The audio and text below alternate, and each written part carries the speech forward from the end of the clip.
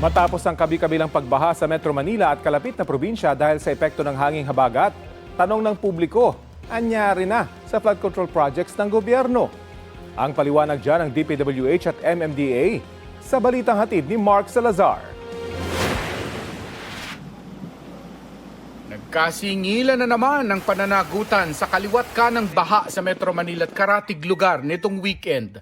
Sabi ng ilan online, flood control projects ano na? Halimbawa sa Malanday at Tumana, bakit bumaha hindi naman umapaw ang Marikina River? Sira pala kasi ang pumping station ng Tumana. May nag-trip daw po na electrical component. Bumibili daw sila ng pyesa na hopefully makabit. Nagpadala na rin po ako ng technical staff para po magtumulong na. Kung merong mga pumalya o magkaroon ng problema kagaya nung nangyari sa may Tumana sa Marikina nung Sabado ng gabi, immediately nakadeploy po ang MMDA pati na rin ng DPWH ng mga mobile pumping stations para siguruhin na mahigop ang tubig na nasa mga kalye. Ang Taft Avenue sa Maynila, laging inaayos pero binabaha pa rin. Sabi ng DPWH, hindi na kaya ng luma at maliliit na drainage sa Taft Avenue ang epekto ng climate change. Lalo't ang ulang ibinuhos ng habagat sa nakalipas na linggo ay pang isang buwang ulan na dapat ayon sa Pag-asa. Naayos na natin yung isang segment doon sa harap ng Santa Isabel College, no? Malapit sa Faura. For next year, nag-submit kami ng proposal for I think a 1.5 billion peso drainage rehabilitation for the entire Taft Avenue.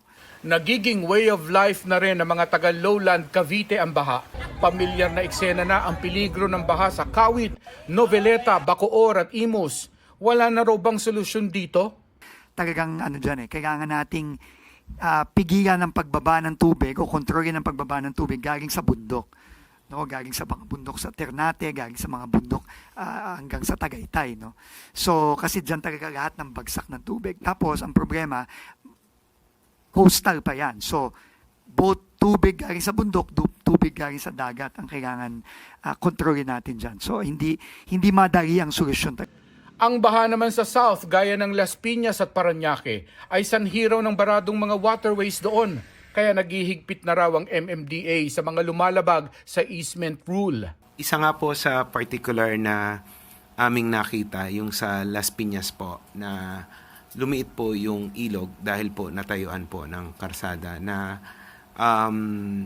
sa amin pong opinyon ay nagpapabagal po ng daloy ng tubig na nagiging dahilan po ng pagbaha doon sa low-lying area ng Las Piñas at Parañaque po. Aminado ang MMDA na hindi madali magtanggal ng informal settlers dahil limitado ang relocation sites para sa kanila. Parang si Christy Saludes. Sa sobrang kahirapan, walang ibang espasyo para sa kanya kundi sa ilalim ng Dario Bridge sa EDSA Balintawak. Muntik na nga raw siyang matangay ng bahak sa biglang pagtaas ng tubig sa estero. Hala, mamatay tayo nito. Sabi lang dibdibin ko, Lord, kung katapusan ko na, wala na po ako magawa. Kailangan po kunin niyo ako na pabilisan. Ayaw ko nang, di ba, magpalangoy-langoy ka pa dyan. Sabi ng DPWH, nagbunga naman ang mga improvement na ginawa last year sa ilalim ng Oplan kontra baha. Halimbawa, sa G. Araneta Avenue sa Quezon City na napakabilis humupa ng baha nitong weekend. Wala rin daw malawakang pagbahana sa Valenzuela. Na sara natin yung mga gaps, na pagana natin yung mga floodgates tsaka yung mga pumping stations, kita kagad ng mga taga-Navotas ang epekto nun. Marami raw plano ang DPWH para sa flood control at hinihingi na raw nila ang budget para rito sa 2027. Ang MMDA naman itinutulak ang isang comprehensive drainage master plan for Metro Manila.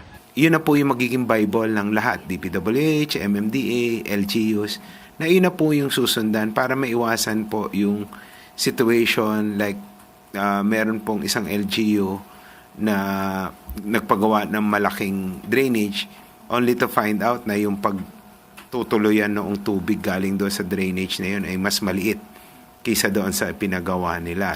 Mark Salazar, nagbabalita para sa GMA News.